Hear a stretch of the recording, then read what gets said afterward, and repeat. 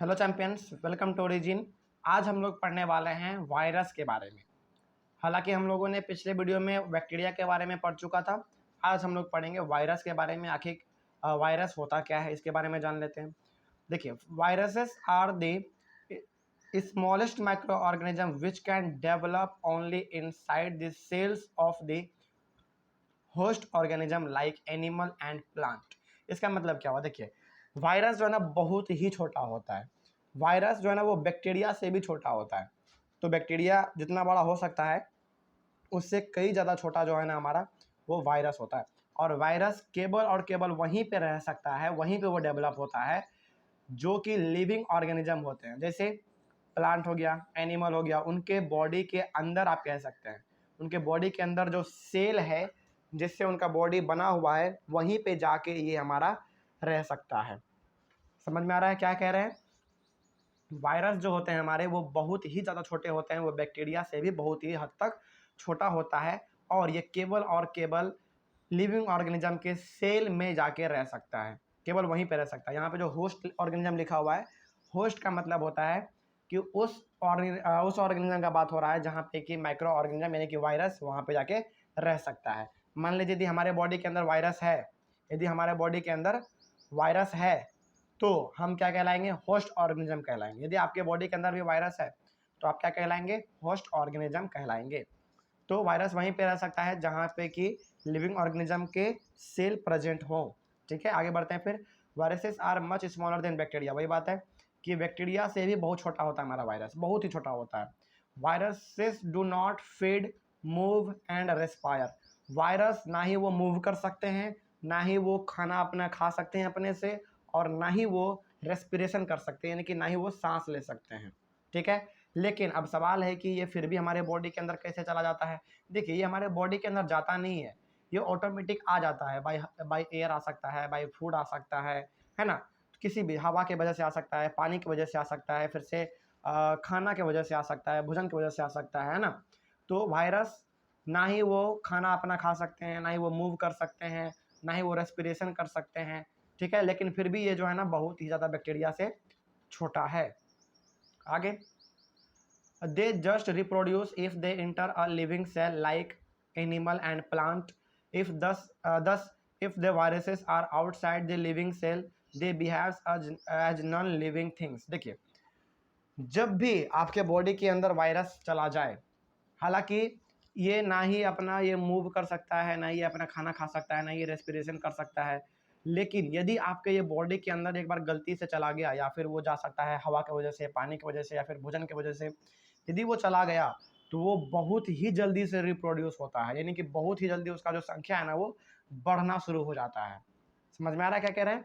कि जैसे ही वो आपके बॉडी के अंदर जाता है वैसे ही उसका संख्या जो है ना बहुत ही ज़्यादा वो बढ़ने लगता है। और और आगे देखते हैं फिर। If they this if the viruses are outside the living cells they behaves as non living things. जब तक वो आपके बॉडी के बाहर है, मतलब कि जब तक वो आपके बॉडी में नहीं है तब तक वो लिविंग थिंग्स होता ही नहीं है। मतलब ये कि वो नॉन लिविंग थिंग्स होता है। जब तक वो आपके बॉडी के अंदर नहीं है तब तक वो बाहर में भी है, तो बाहर में वो बिल्कुल एक नॉन लिविंग थिंग्स के जैसे बिहेव करता है। लेकिन यदि आपके बॉडी के अंदर वो चला गया गलती से भी तो वो बहुत ही जल्दी से रिप्रोड्यूस करता है, यानी कि उसका जो संख्या है वो बहुत ही जल्दी बढ़ने लगता है। तो हमेशा याद रखिएगा कि जब तक आपके बॉडी के बाहर वायरस है तो वो नॉन लिविंग के जैसा बिहेव करता है, यानी कि वो लिविंग है ही नहीं इस प्रकार से। और जैसे ही यदि आपके वायरस आपके बॉडी के अंदर चला गया तो वो बिल्कुल एक लिविंग ऑर्गेनिज्म के जैसा बिहेव करता है और बहुत ही जल्दी वो रिप्रोड्यूस भी होता है। ठीक है, आगे। But if the viruses enter the living cells of other organism they start behaving as living things by carrying out the process of respiration reproduction. तो वही बात है कि जैसे आपके बॉडी के अंदर वायरस एंटर करेगा वैसे ही आपके बॉडी में वायरस का रिप्रोडक्शन होना शुरू हो जाएगा, यानी कि वो बहुत ही जल्दी से संख्या में बढ़ना शुरू हो जाएगा। लेकिन यदि वो आपके बॉडी के बाहर है तो वो बिल्कुल एक नॉन लिविंग थिंग्स है, ना वो घूम पाएगा, ना वो खाना खा पाएगा, ना वो रेस्पिरेशन कर पाएगा। लेकिन जैसे ही वो आपके बॉडी के अंदर चला गया वो तुरंत एक लिविंग ऑर्गेनिज्म के जैसा बिहेव करना शुरू कर देगा। ठीक है, आगे बढ़ते हैं फिर। आगे क्या लिखा हुआ है, due to this reason viruses are said to lie on the border line dividing the living things from non living things. तो वायरस को हमेशा एक ब्रिज माना जाता है, मतलब कि एक डिवाइडिंग लाइन माना जाता है, किसके किसके बीच, लिविंग थिंग्स के बीच और नॉन लिविंग थिंग्स के बीच में। जैसे मान लीजिए यहाँ पे लिविंग थिंग्स है और यहाँ पे नॉन लिविंग थिंग्स है, इसके बीच में जो हमारा होगा वो होगा हमारा वायरस। क्योंकि वायरस यदि किसी चीज़ के अंदर चला गया तो वो हमारा वो तुरंत वो लिविंग बींग्स के जैसा बिहेव करने लगेगा, और यदि वो बाहर है इन्वायरमेंट के यानी कि बॉडी के बाहर है तो वो बिल्कुल एक नॉन लिविंग थिंग्स के जैसा बिहेव करेगा। ठीक है, तो इसीलिए इसको जो है ना बॉर्डर लाइन कहा जाता है, किसके किसके बीच, लिविंग थिंग्स और नॉन लिविंग थिंग्स के बीच में। ठीक है, आगे बढ़ते हैं फिर। Viruses cause a variety of disease in human beings, animals and plants. अब देखिए होता क्या है, वायरस हो चाहे बैक्टीरिया हो चाहे हम लोग और आगे पढ़ेंगे कोई भी हो, इन सभी के वजह से कुछ ना कुछ हमारे ह्यूमन बींग्स में बीमारी होते ही होते हैं। प्लांट में भी होता है, एनिमल में भी होता है। क्या क्या बीमारी है, जैसे कॉमन कोल्ड हो गया, इन्फ्लुएंजा यानी कि फ्लू हो गया, पोलियो हो गया, चिकन पॉक्स हो गया, उसका स्मॉल पॉक्स हो गया, ये सारा का सारा जो बीमारी है ये हमारा वायरस के वजह से ही होता है।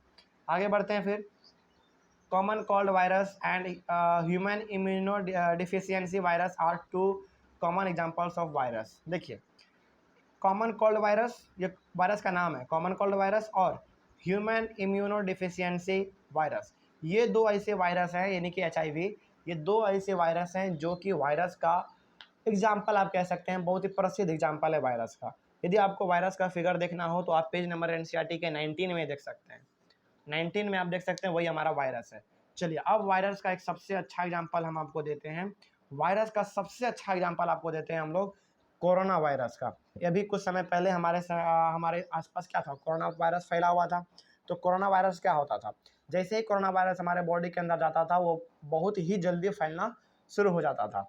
मतलब ये कि वो हमारे सांस लेने का जो पाइप बना हुआ है, विंड पाइप जो है, उसको वो ब्लॉक कर देता था और पूरा का पूरा हमारा लंग्स जो है उसको चॉक कर देता था, यानी कि जाम कर देता था।